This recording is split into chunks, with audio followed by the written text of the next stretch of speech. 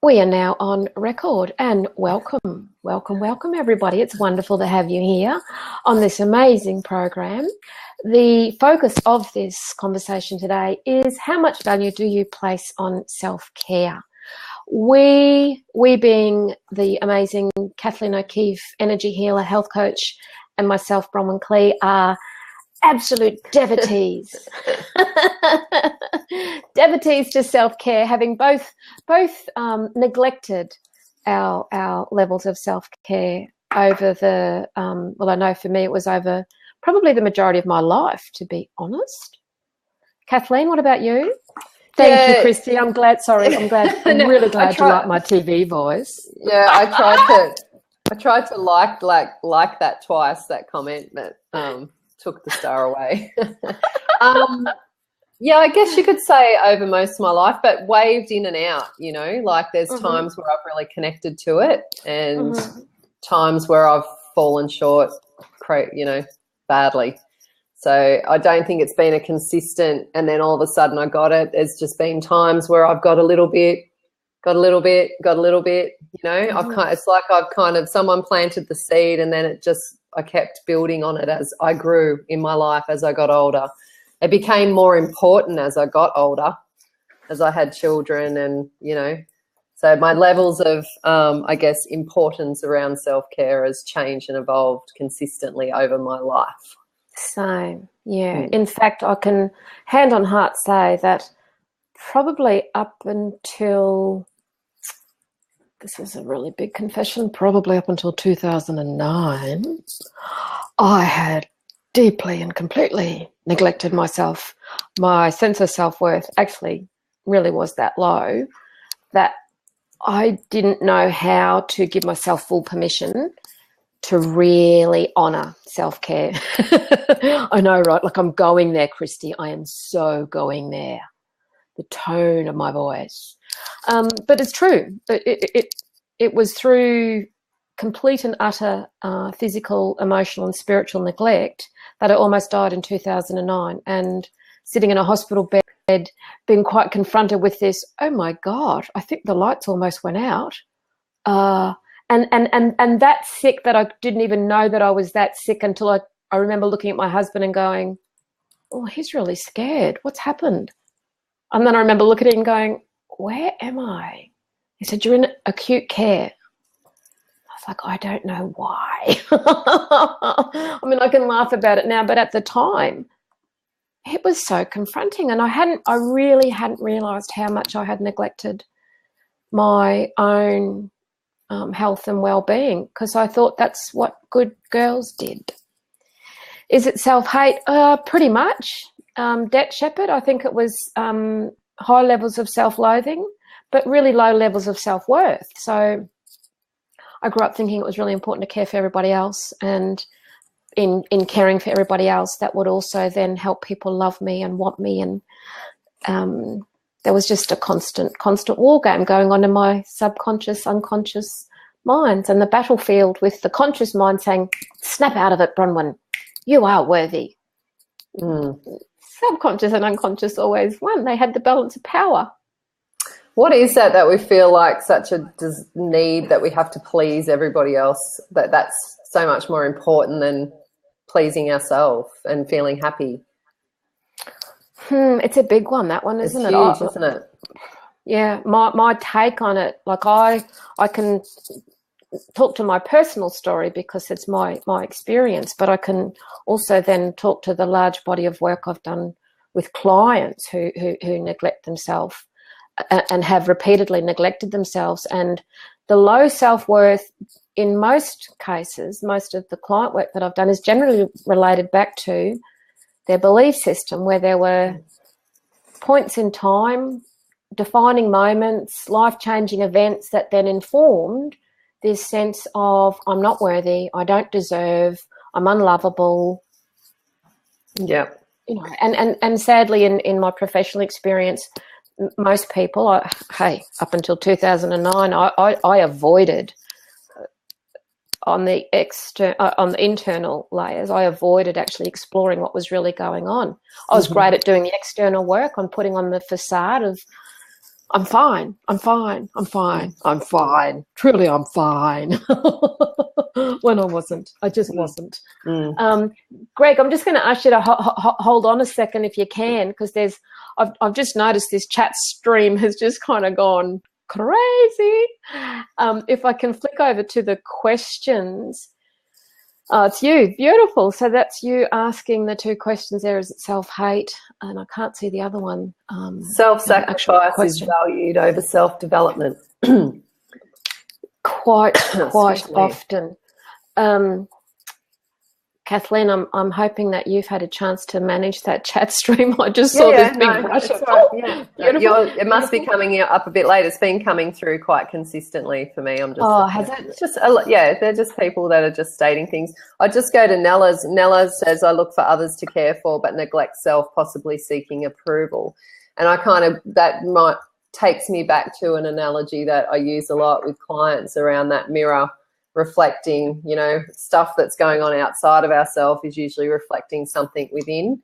So, maybe we have to see that as the need for self-care when we're actually looking to care for others. Why do we do that? Well, maybe we need to turn that inward a little more and, we need to do that. The challenge with that, Kathleen, is as you and I both know, the capacity to actually give ourselves permission to do that. While we can look at, while we know that there are those amazing external factors going, this is a flag, this is a good time for you to stop and take care of yourself. That again, consciously, we can have that awareness. But if the subconscious and unconscious are caught up in the cellular memory of, oh, you're not worthy, you don't deserve to be doing good things for yourself, then the battlefield again kicks in, and quite often what I've seen is crises then actually end up happening, whether it's a physical crisis, an emotional crisis, a financial crisis, a spiritual crisis. The crisis happens. Performance-based acceptance. Yeah, come on, Greg, jump in the seat. Love it. Those flags can be flapping in your face and you don't actually take, they're there, but it's, is that denial? Are we in denial? We just don't want to confront. I mean, confrontation is so hard for people to deal with. I've never liked it. Who likes confrontation? I guess some people now. I do. I love it. Hey, Greg, welcome. Hey, that's a fancy looking microphone. I have microphone envy. Oh, how are you, Greg? Your audio's great. It sounds wonderful. It really does. Nice to see you again, Greg. This is the one that I can relate the most to personally in my past and even my present. Self-sacrifice is a value, and I can only speak for the country that I live in, the United States, and for myself. It's valued more over self-improvement than any other virtue because of the proliferation of Christianity. And I'm not making this religious. That's not what I'm doing. I get it. I'm just saying it's just this thing. And a lot of people believe that poverty is a spiritual thing, and I'm just this lowly little old lady that just eats crumbs, and I live in dirt, but I give all my money away. And it's like, if I'm bleeding to death, how can I triage you? How can I help you? How can I stop you from feeling pain and dying if I'm bleeding? And we're so mixed up in that, myself included. But I've learned a few things along the way. So it's about just going, this is nuts. This is just nuts, So what was it that got you to that point, Greg? Because I hear you. I think it's something that we also in Australia, particularly given our history, being infiltrated, I'll stop at that, but being really influenced and impacted by the Roman Catholic Church and the Church of England. Yes. Given, the early settlement of non-Indigenous Australians. I feel you. I think that plays a lot into our cultural norms in Australia. Yeah. The part of it that really intrigues me though is at what point do we actually stop and go, you know what? It's not working. This is not working. There's an old saying in recovery circles. That's just sort of where I came from. My mom got sober in 1980. AA and therapy was just part of who she was. And it's, yeah. Sometimes you hit the bottom and it isn't deep enough, whatever. So I went through just being around that and being aware of that. And it helped me tremendously knowing what she went through, seeing her coming out of it and living an amazing example of just help people stop doing what you're doing. And I went through that, but I've been to the bottom, my bottom, where I didn't think there was any light, and I actually embraced it and said, I want to dance with the devil. I want to open my door and let this misery in. And it was like in my mind, and I wasn't having hallucinations. I was not schizophrenic. I've always been incredibly sane. There was this tiny part of me that just said, look, you're doing these things that are hurting you in every way in your life, but there's still just a teeny bit of fun to just eke out of this thing. So let's try one more time to see if we can have a good time doing whatever it is. It doesn't matter what it is. But then eventually the pain became greater than the pleasure. And then I just had to shut it off. Hallelujah. No, I mean that with love and respect. Because that's the tipping point, isn't it? Yeah, it is. Yeah. It's funny how because much pain. The tipping point for me, nothing happened. I didn't go to jail.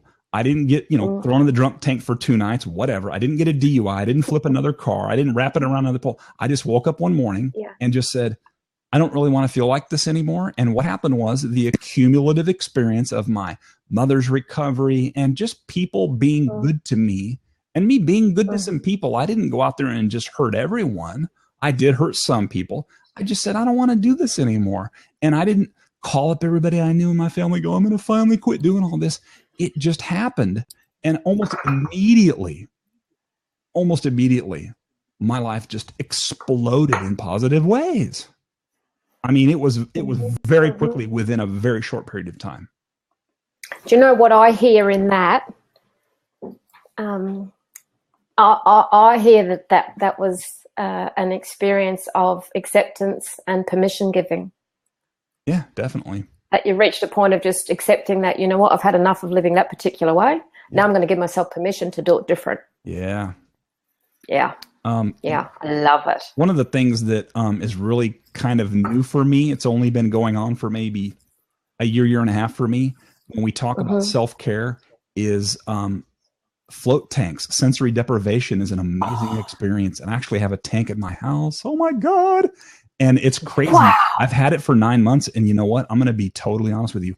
I have been totally lazy, and I'm not using it as much as I know I not should, but as much as I'd really like to, because I know if I go in there and really start doing the work, it's just going to be such a cool thing. But I've been putting it off. Not afraid. I'm not scared. Wow. It's just laziness. It's just laziness. That's all it is. So. But is it laziness? Is it laziness, or is it somewhere deep within we know that there's some stuff to be done, and that can be a little bit scary, It's both. I'm with you. I'm with you. It's laziness, and it's, do I really, whatever. So I'm with you. Well, I like to think of it also as about choice, because choosing to do nothing is still a choice, right? It's still an action. Oh, hell yes, absolutely. And I think I'm 52 this year, and I feel like I have never so much loved being who I am as I do today. It's taken me a long time to get here, but I'm here. The acceptance of just going, you know what, today, like I know that today it would serve me really well to go for a great walk or a bike walk or an hour of yoga. And here I am on Blab. This is self-care. But it is. This is my point. Yeah. We can have all of these rules and we can have all of these amazing things. Like you've got your flotation tank. Christy and I have incredible flotation tank envy. Maybe Kathleen does too. Yeah. They're great. Yeah. You guys are welcome to use my tank if you're ever in the States. Just hit me up. Thank you. Hit me up. I'm gonna visualize. So in relation to the topic, if you were to value self-care on a scale of 1 to 10, how much value do you place on self-care today? For me? Yeah. Oh my God, at least a 7 or an 8. I mean, nice. I went through a crazy journey of, experimenting with fasting and distilled water and all kinds of really cool stuff. I'm like the guinea pig, and my wife goes, look, if it doesn't kill you or make you weird, I might think about trying it. So we have that little thing going on, which is really cool. And then I went through a lazy spell probably in the last year and a half. It's there. And just as a tip, if you're into eating better, whatever that means for you, the best thing I ever did for my kitchen was a Vitamix blender. It has a 2 horsepower motor on it, and it smokes anything you put in there. Nothing survives. Nothing. So, anyway. I love it. Yeah, definitely. Holistic Life 123. I'm just wondering, Nella, if you'd like to join us, please do feel free to. I like that comment. Blab can be healing, and I only enter rooms I can leave with growing or learning and no arguments. Yeah, you won't get any arguments here. None at all. In fact, I don't even have an opinion on what you think of me or what you think of anything, to be honest. It's not my business. Yeah. My business is to pay attention to what goes on in my head. Kathleen, what about you? If you were to measure your sense of how much you value self-care today on a scale of 1 to 10? Oh, I value it. I value it. It's like 10 plus. The value I put on it is 10 plus for sure. What's the lowest do you think you might have got to? Oh, like it probably is 0. Like I just didn't even understand the concept. Yeah. Yeah, totally. Like it just, in my younger days, I possibly was doing it without being conscious of it at times, of course, but actually being conscious of it and having it in my vocabulary, no, I don't think so. Yeah. I felt like I learned some really good tools and some good strategies, and similar to you, Greg, I felt very blessed and privileged to go through a couple of 12-step programs back in the early 90s. And I actually felt like it helped. I remember someone saying to me at one point, oh, you're being brainwashed. And I was like, yeah, I'm washing my brain clean because I'm getting all that shit out that's just got in the way. Yeah. Well, for me, the core concepts of the 12 steps, that was a game changer for me. In fact, the first time I spoke in public was at a 12-step convention in a little country town in Western Queensland. Cool. 380 people there, and I got on a 12-hour bus ride to get to this convention. Our children were little, and I was pretty messed up, in my head and my heart. And I remember just being in this space, in this convention, in this little tin pot country town, but feeling like I was on this world stage with these amazing people who were just there to go, you've arrived, sister. You're not alone. Yep. Yeah, there's going to be some tough times ahead, but feel it. And what the feeling thing was about the love and the acceptance of, because that was not how I grew up. The community I grew up in was very judgmental, and which contributed then to the self-judgment. But the core concepts and foundations of the 12-step program, game changer. I wouldn't trade it. Same. I do remember a time in my early, let's just call it sobriety. That's what they call it. Actually pre that, but even in the early stages. When I would shave, I wouldn't look myself in the eye in the mirror. I would avert my gaze and just shave. And that's, most people are like, that's creepy. No, I get it. I think at some level, but I'm so thankful for the groundwork that my mom laid. And it didn't matter whether it was AA or she could have just gotten Jesus, whatever. She cleaned it up and she stayed. Exactly. At her funeral, there were more AA people in the church at her funeral than there were non-AA people, which I thought was kind of cool. Yeah. But it gets back to, there's a silly little saying that says, I'll allow people to abuse me only slightly less than I'll abuse myself. Because if there's going to be any abusing going on, it's going to be me. Gosh darn it. You're not going to abuse me more than I'm going to abuse me. So you know what I'm saying there. Yeah. You know what I learned?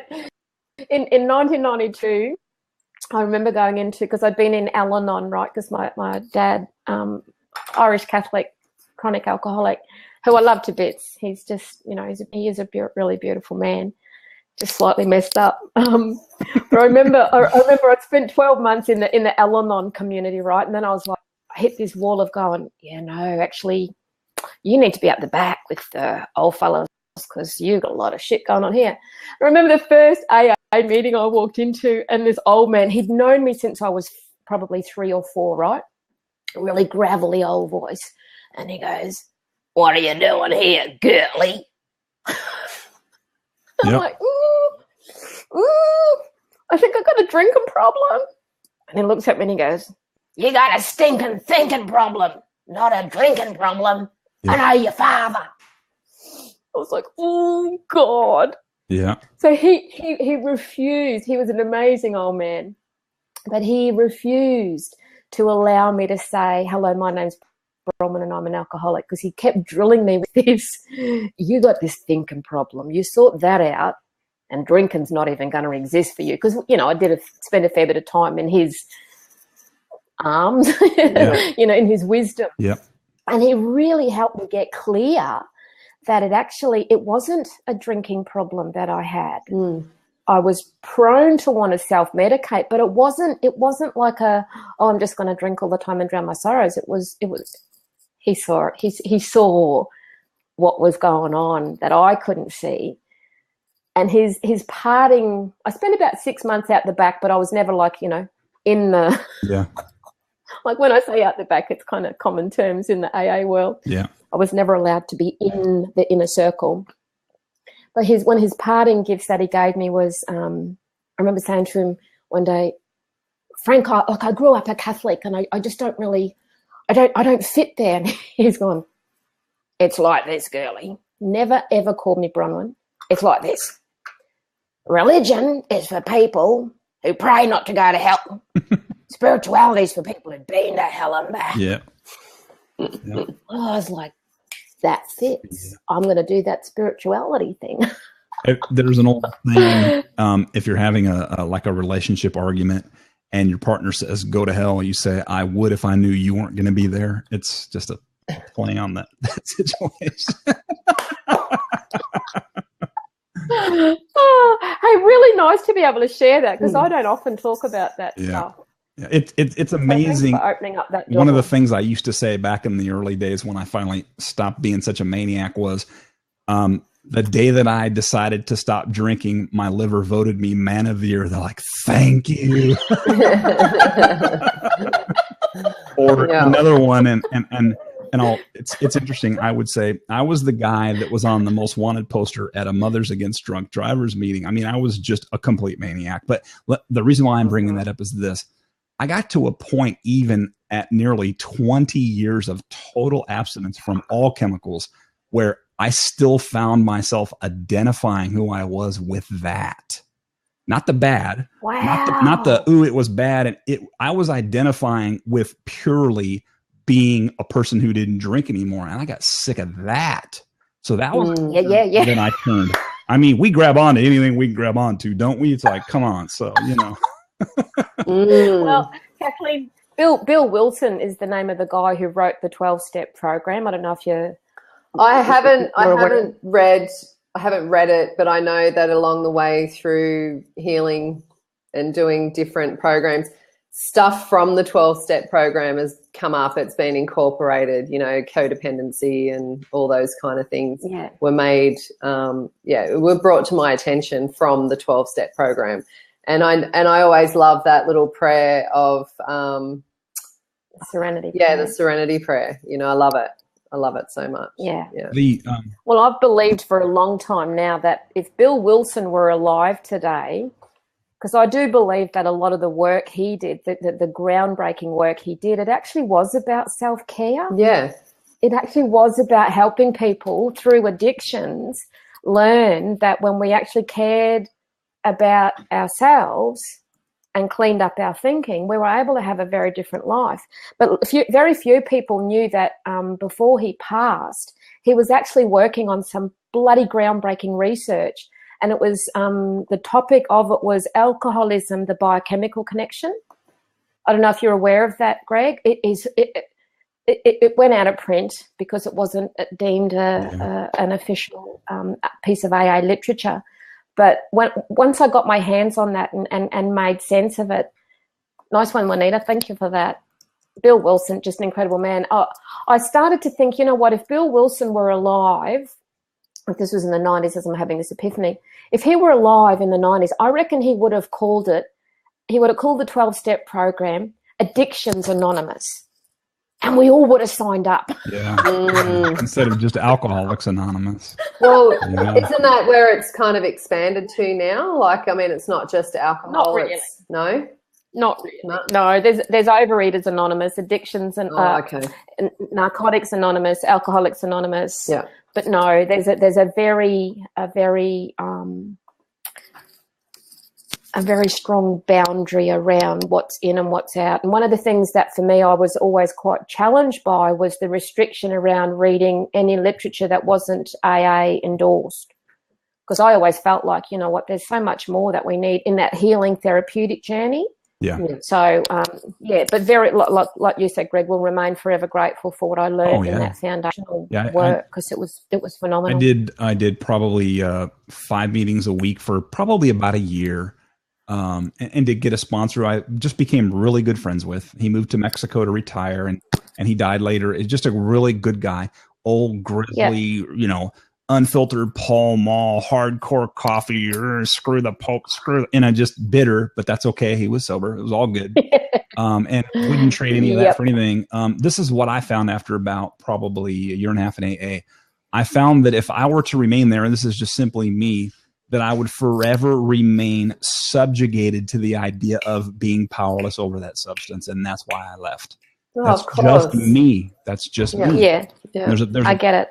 There's a book called When AA Doesn't Work. I haven't read it, but when I saw it on the bookshelf, I said, wow, So there's value in recovery. There is. But for me, and I was thankful to my mom because she gave me the perspective from 1980 forward to around 97. In that parenthetical time frame, I was able to come after a year and a half of I needed those meetings. I just needed a place to be and not do what it is I didn't want to do. And then after that, I knew I was going to be just fine. Same. I listened to, I think it was Marg Lambert's Wednesday Wellness Blab. I just caught a bit of the replay, and she was talking about labels and how, calling yourself a recovering whatever kind of keeps you in that space, you'll always be that recovering whatever you're recovering from. So it's really about not labeling yourself, so to speak. Like labels, I guess, have their place because, when we understand something, then we can move through and get what we need or get the support that we need. But I think, when you're talking about AA, and I'm assuming you become a recovering something, a recovering alcoholic or a recovering overeater or whatever it is, we're just always still recovering, we never step out of that space, which can be a bit tricky. When it comes to self-care, I think, we need to kind of think about those things too, holding ourselves into spaces. Yeah, great exactly. point there, Christy, because that whole mentality of this is the definition of who I am, rather than in this moment, at this point in time, this is my experience. And then I move on, and then I recover, and then I heal, and then I move forward. Yeah. But that was that has been one of the greatest challenges for me in a lot of work that I've done around this concept of defining who we are. Kathleen and I have had these conversations about, and we will get around to blabbing about this one. My niche is that I'm unnicheable. So the work that I do, there's not a specific niche that you can go, like, ask me 10 questions and then go, oh, yeah, okay, so that's what you are. I go, yeah, no. No. Yeah. No, I am me. And what I do in client work is what I do in my real life. I show up and I be present and I listen and I do an assessment to say, I think this is what I've heard and I think this is what I might be able to offer, or I think this is what I need and this is what I'm now going to do. So I don't really... My girlfriend says, when I say I don't really fit in mainstream, she goes, no, you choose not to fit in mainstream. Yeah. I just don't do well with that being stuck in a box. The one of the coolest teachings that I still cherish is a guy from Canada named Bob Proctor. He's kind of mainstream. Oh yeah, I've seen him. Yeah, he did a teaching. He did a teaching back in the 80s because I can tell by what they're wearing and the quality of the video. It was a DVD that I bought. and they were up in Canada and they filmed it. They did a really good job. It was an old blackboard teaching. I love blackboard teaching. It was a whiteboard with a black marker, and it was he and another guy. I can't remember his name. They had 3 boards at the same time, and this is the most powerful teaching that I took away from it. The one guy that was helping him said, I go to colleges and I talk to young people, and they say, well, we have a drug problem. We have a rape problem. We have an addiction problem. He said, no, we have an identity problem. Yeah. And I really watched that DVD more than once and said, isn't that really what it's about, Greg? If I don't know who I am, I'm going to go out into the world and live and love and laugh and be and do based on that incorrect information. And that's where all the shit shows up. All of it. Correct. Every last bit of it. Every last bit of it. So, correct. Yeah. Absolutely. Yeah, Bob Proctor, you did some cool stuff, buddy. Yeah. He most certainly did. Yep. If there's anyone else in the chat community who'd like to jump in, please feel free to. Christy, in response to your question, what framework do I put my work into? Look, for the sake of helping people get a sense of names or labels at work, I say I'm a coach, I'm a counselor, I'm a mentor, I'm a consultant. They're the kind of labels that seem to work. But you know what, first and foremost, I like to actually call myself? I'm a mum.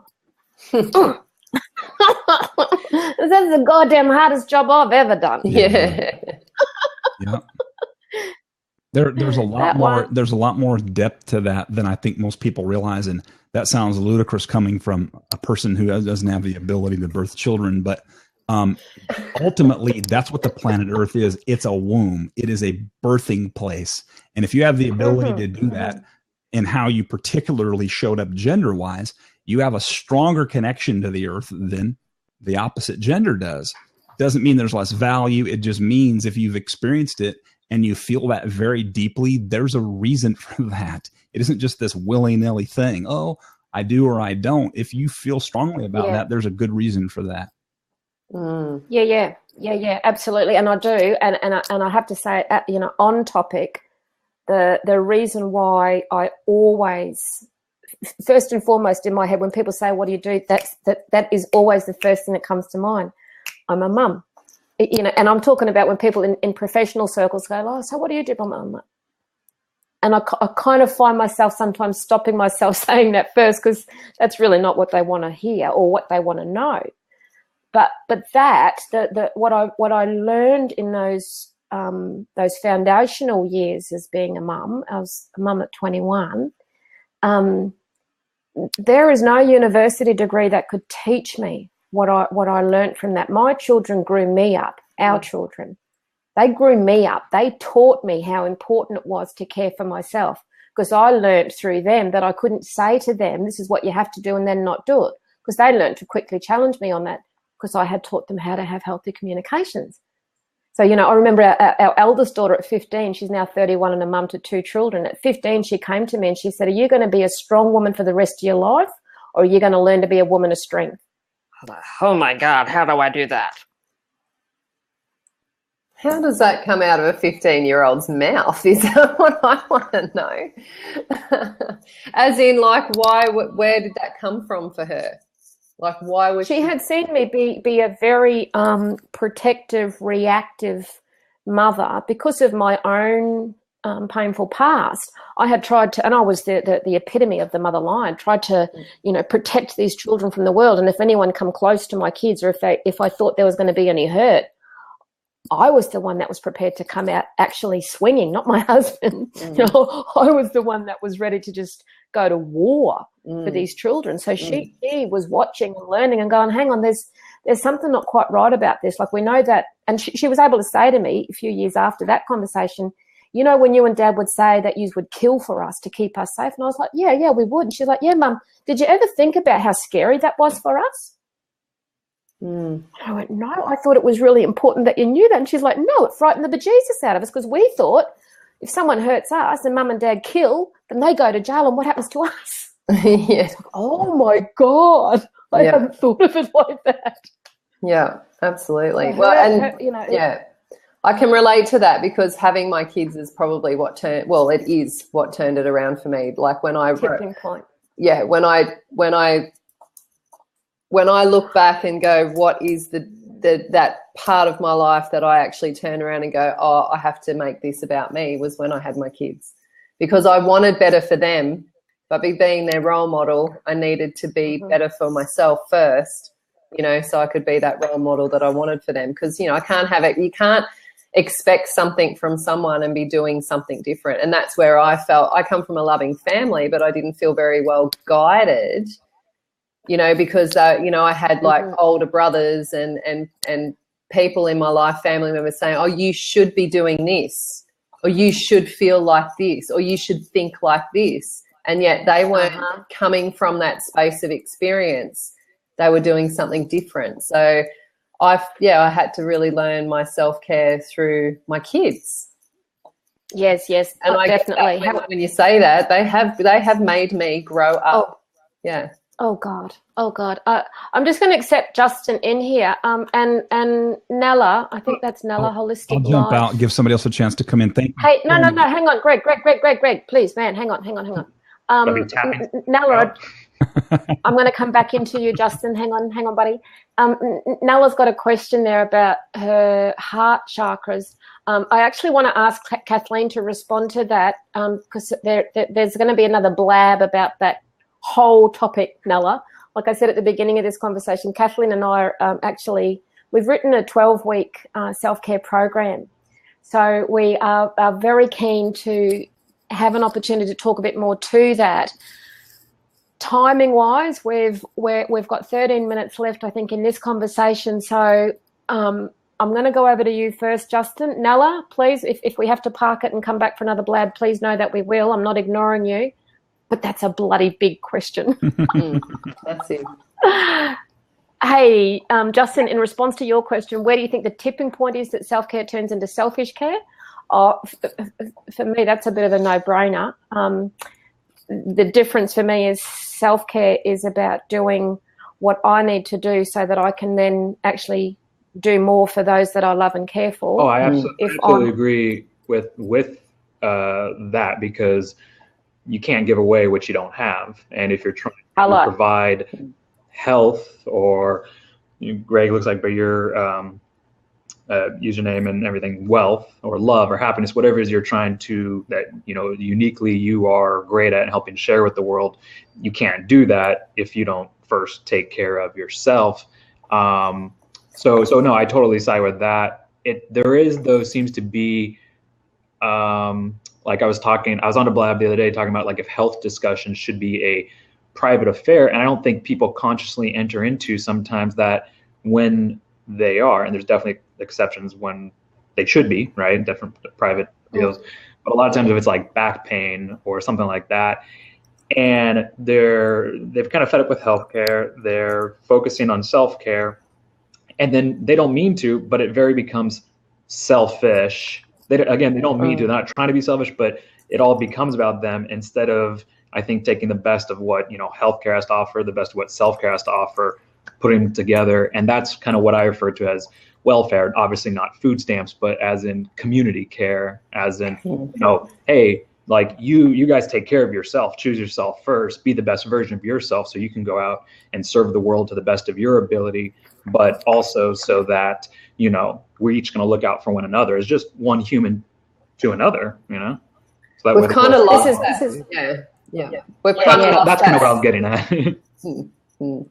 It's a little bit sad because I feel like we have lost that sense of community where everyone is so busy and so focused, and, you know, we're looking after our families and doing that too. Like the analogy of it takes a village to raise a child even, you know, like we go back to times where the whole tribe, the whole village was part of your life, you know, and we've lost that along the way. You know, I think I got a slightly different opinion, Kathleen. I think I believe that what we're experiencing now, and particularly at this point in time, right here in this moment now, we're reconnecting with tribe. That's what Blab is giving us. That's what live streaming gives us now. It's not the superficial 2D, oh, look at my fantastic life in the beautiful photo, and then behind the scenes I'm a misery guts. This is real, you know. This is where we get to actually really connect with none. None. And this, you know, like this is me awake since 5 a.m., wrinkles, puffy eyes, no makeup. Do I care? No. No, I don't. What I care about. Totally. So I think I really want to put the emphasis on that sense of, I think we're actually reclaiming and reconnecting with our tribal village. Yeah, and that's what I'm loving about these kinds of opportunities, because the world, as we're evolving and growing, we aren't doing what our grandparents did 60 years ago with having a cup of tea over the back fence, or swapping meals or recipes, or, you know, doing those kinds of physical things that we once did. I think that we've got a chance to do more of this, where we can come into conversations like this that otherwise we could not have had, share some of these amazing gems of why we think self-care matters, get some clarity around the difference of selfishness versus self-care. And to me, what I always find fascinating, Justin, is the people, and I know very few people who are selfish, self-obsessed, those people actually, that they don't really stop and think about self-care because they are so soaked up in themselves. What I find is the people who have neglected themselves, who haven't got a sense of putting self first, they're the ones that we seem to be having these kinds of conversations with, the ones that haven't paid attention to looking after self and are now popping up and going, oh, you know what, I learned how to do that, or I need to learn how to do that, or I'm in the process but I need a bit more help. That's what I feel like is starting to really sweep across our global village now.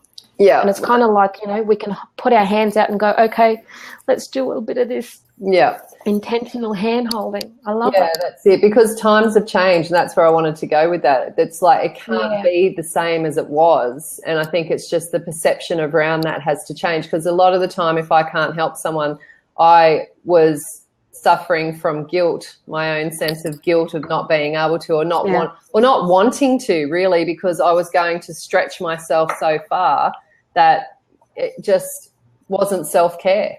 You know, like, you know, it's hard to think like by going and giving myself over here was stretching myself so far that wasn't actually self-care. So whilst it might be viewed that I was being selfish because I couldn't help someone, it just is what it is. Sometimes you've got to say no. So I think some people may sometimes view or have a perception that by saying no, you might be being selfish, but that's not my issue, that's theirs. Exactly. So, yeah, and as far as that old analogy of it takes, you know, a village to raise a child, or, you know, we need to be more in the community. Yes, we need to have a sense of community, but how that community looks is so different in 2015. Sure. So different.